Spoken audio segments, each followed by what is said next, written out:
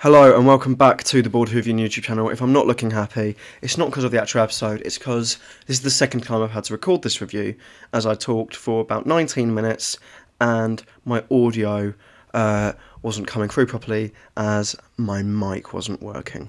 Now it is, and I'm having to talk about the episode all over again, which is massively frustrating. But I'm going to attempt and basically say exactly what I said before.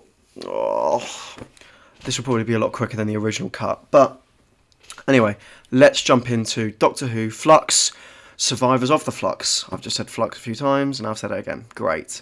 What the Flux. Anyway, so again, with various other episodes, I'm going to separate the different aspects of the plot, like different plot threads. And I'm going to start off with Dan, Yaz and Jericho. So with those three, we've got them in 1904. It just jumps 3 years and you see what they've been doing. They've been looking for things as Yaz was given a holographic projection of the Doctor basically telling her things to do, and she said she's got to find out the date at which the world will end, or is projected to end, which I'm guessing ties into the Flux, obviously.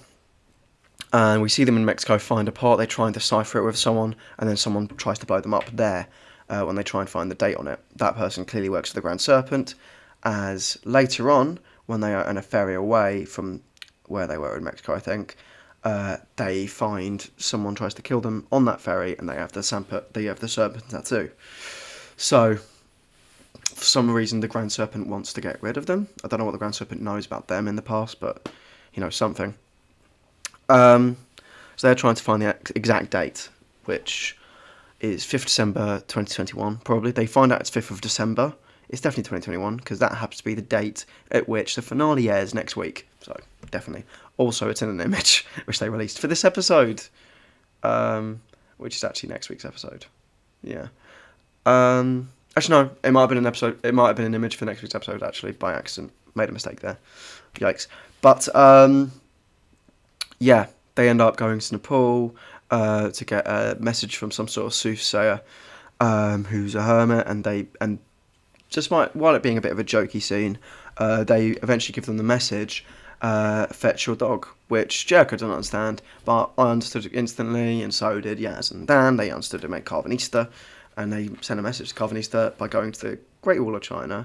I assume the reason they went there is because it's visible from space. So, yeah, it's one of the most visible points of the planet. And then obviously they just painted out a message saying Carvanista, this is Dan in 1904, fetch a human.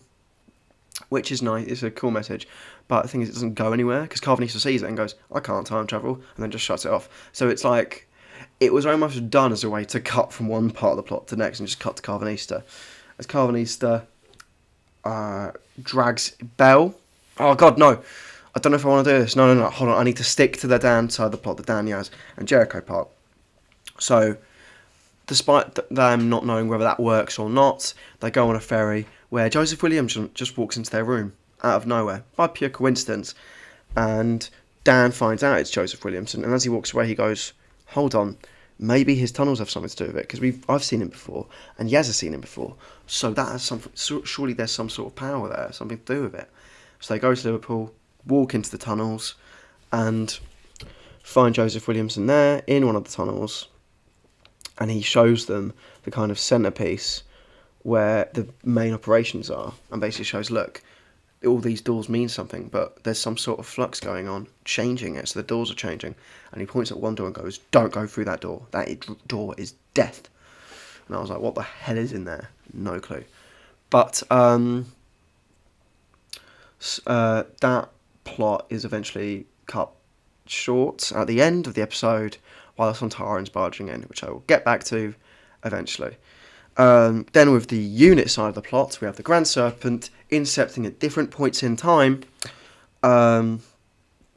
basically to make him a key part of unit at different points in time. So he's there at the beginning, he comes in and he kills people who are disagreeing with him, as he wants to be in charge of unit when the Flux takes over, which he is eventually, as he deposes of Kate in 2017. And maybe that makes sense as to why unit goes underground in 2018, I don't know. But yeah, that's what happens at some point, clearly. And he does this so that he can work with the Sontarans and get the Sontarans on his behalf to destroy the Earth. So the Sontarans are back. I like the Sontarans, so I'm happy they're here, and I really like the new design, so I'm not too mad about that. But we see in the next time trailer, it's not just the Sontarans are in it, the Daleks are in it, the Cybermen are in it, and we've got Stormanager in it as well. So God, it's packing a lot in it, and it's still got to solve a lot of questions. How many answers do you have in that next episode, Chibnall? Because you're going to need a lot. So yeah, we see Kate, and Kate susses him out and goes, look, I know what you're doing here. You're clearly an alien. You're clearly someone who's intercepting at different points in time. How long's it taken you? A week, a day? Which is a really good line, because Kate is smart enough to understand that. We don't really see what happens with the TARDIS. We see that it gets picked up by UNIT, and he sees it. I don't know if he knows who the Doctor is or what it means. He might. We don't know. But with that, the TARDIS is probably there somewhere. Maybe Kate knows where it is and finds it. The question I have is if they know where the TARDIS is in, I think it might have been the 80s in that scene, or it might have been, yeah, I think it was the 80s maybe, because they say it's like 30 odd years. They would be in contact with the Doctor and they have the TARDIS. So, what's going on there?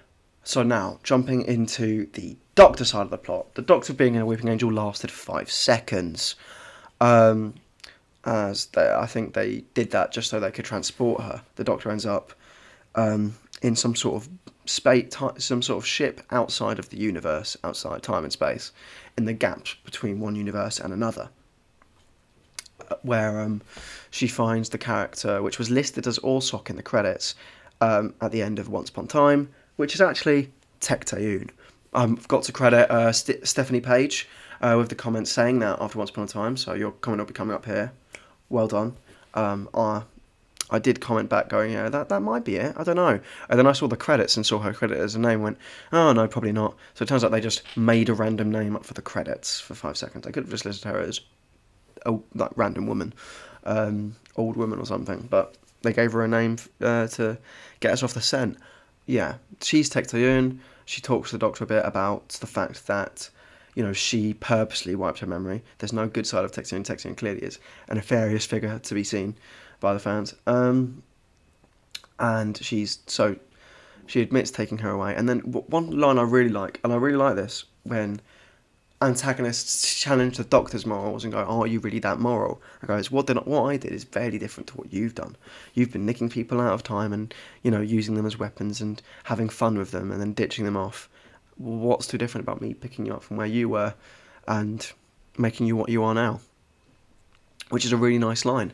Obviously, I've not worded it exactly, but the meaning there, yeah, I really, really liked that from Tecteun. She explains that the division is at fault for the Flux purely because they want to get rid of the Doctor.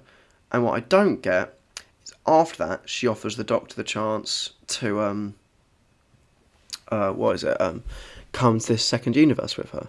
So I'm like, so you've created the Flux to kill the Doctor, and then you realise that you want to get the Doctor out of the Flux so the Doctor can't stop the Flux. So you're going to bring the Doctor to this universe. That doesn't really make sense. I might have missed the trick there, but I don't know. But the one thing I'll leave on with this aspect of the plot is when Tecteun's talking to the Doctor at the end. I think this may be one of the last things they talk about together. Tecteun says to the Doctor, you've got two choices. One, you can go back and try and defend the universe and fail and die. Or you can come with me to this other universe, which is probably where you're originally from, and find all the answers that you're craving. And this is the perfect way to conclude the Doctor's search for answers about her past, as the Doctor knows the real decision should be no. I know who I am right now. I don't need to know who I was, but what I do need to do is be the Doctor, and that is the answer to all the questions. Be the Doctor, and I assume the Doctor will go back to Earth in the next episode and sort some stuff out. Just to kind of touch on other things, we also see Stormanager barely in it. As we see Vinder, I expect it to be a much larger part of the plot, is barely in it. He's ends up on this sort of, I don't know where they are, somewhere where Swarm and Azure are with tons of people who they kill or suck into Passenger, I don't know. He gets taken into Passenger, and he ends up meeting Diane, and that's the last we see of him. So I don't know how that'll all culminate in the next episode. It remains to be seen. I think I've talked about Belle. If I haven't, Belle obviously has a Lupari ship and gets stuck and gets taken to Earth due to one ship falling out of formation. And yeah, she bumps into Carvanista, and on their ship they get raided by the Sontarans. So you have them getting raided by Sontarans, Dan and Yaz getting raided by Sontarans. Don't know who else gets raided by. Yeah, those are the people who get raided by Sontarans in the cliffhanger. And then the other cliffhanger, because in Doctor Who we always need multiple cliffhangers in one. The Doctor has just seen Tecteun be killed by Swarm, and the Swarm is about to do the same to the Doctor. I've wrapped up the plot there, so what do I actually think of the episode? I think you can tell from my tone I'm not overly positive of it. That might just be the fact that I've had to record this video twice, and I've punched my laptop about 5 times. But I found it a bit underwhelming as to what I was expecting. I expected Kate Stewart to be in it a lot more. She wasn't. I expected Vinda to be a lot more in it. He wasn't. I expected it to be a Doctor Light. It wasn't. And I guess that's a problem when you put your expectations in one part and another thing comes out. Even if it's good, you'll be not happy. I do like all the different plot threads, but the one massive negative for me on this episode is how the hell are they going to wrap it up in the next episode? How do they, tie this series arc in a nice little bow in the next episode? Because I have no clue. And it feels like the last series, Series 11, is Chibnall doing himself. Series 12 is Chibnall trying to be Russell T Davies. And this series is Chibnall trying to be Moffat. Because there's a billion plot threads and we've got 1 hour long episode left. And I have no clue as to how we'll answer all those questions. But we're going to have to wait and see in the next episode as to what happens. Did I like the different plot threads? Dan and Yaz, I like Yaz's performance. I like where they go with the character. As there's a moment where they obviously need to get rid of a dead body, and Jericho shocked us to how clear and unemotional she is with getting rid of the body. And it is very reminiscent of Clara, and one companion becoming a bit too much like the Doctor. I've got to say, Dan, I just love Dan. I don't know what it is about Dan. I just love him. He's a great companion. And I'm happy we'll see more of him in the specials. I'm pretty sure he is in the specials, so I can't wait to see that. Jericho as well. He was good in this episode. He'll be in the finale. Oh, we see a bit of Claire as well. Claire's in the next episode. Yay! I really like Claire. I really liked her in the last episode. But yeah, the whole Tecteun stuff, good. I don't think the Doctor will get the answers she wants. Hopefully not. Otherwise, it may just be like the Timeless Child, where you wanted answers, here are the answers. Where's the plot there? It's just it would just be an exposition dump, which would not help a series finale at all. So I guess we're just gonna have to wait a week for the end of Flux now. I don't know what else to say. If I'm gonna give it a ranking out of 10, I'd give it a 7. Very similar to Once Upon a Time. The issue with me is I don't know where this is all gonna go. I really don't. And that is a massive concern. As I've had this feeling as a Doctor Who fan before. With Series 7, with Series 6, both of which fell flat on their face. I despise Series 7 with passion. I'll get on to that in another video. I do have another video planned on that, but that'll have to wait, and we'll have to wait for that one. But it's a bit of a weird one, this episode. It's just a bit of a weird one. I don't know. I do like it a little bit, but I don't love it. And it's just the worry of next week. And even though this series has been good so far, my faith in Chibnall is, not exactly there. So do I think next week we'll wrap it up? I'm going to be honest, I don't think it will. I think it'll end up being a hot mess. But is it a hot mess which I can rewatch? Yeah, I think the series at the moment is quite rewatchable. So at least it's got that for it. But we're just going to have to wait and see as to whether it is a hot mess. So that is it. I liked it a little bit. I liked all the little plot threads, but how they're all going to mesh together next week is the issue. So please comment below what you thought of the episode. Do you agree with me? Do you disagree with me? What are your main opinions on the episode? on the Tech to In reveal, all that kind of stuff. Comment below. Please like the video if you can. That'd be really nice. I'd really like that. Subscribe if you're new. So yeah, I know a lot of you aren't subscribed because I have 38 subscribers, and every single review I've got has got over 38 views. So please, can you subscribe? I'd really love it. I'd really appreciate it. If you're subscribed, ding the bell for notifications so you know when I'm uploading. Also, I've got an Instagram, which is at _board_Whovian. That is also linked to my YouTube channel page. So yeah, go there, and I will post when I'm uploading. So if you've got notifications on, it's not really that important. But as well, I will post the occasional thing. As I made a post for the 50th anniversary last week, so check that out. But yeah, Flux episode 5 or chapter 5. Oh God, I'm just worried about next week. And then because we see in the next time trailer that the Daleks and the Cybermen are also in it, as well as the Sontarans, as well as Swarm and Azure. So how they're going to fix this, I have no clue. But fingers crossed it all goes well. Anyway, I've been the Bored Whovian, and I'll see you around.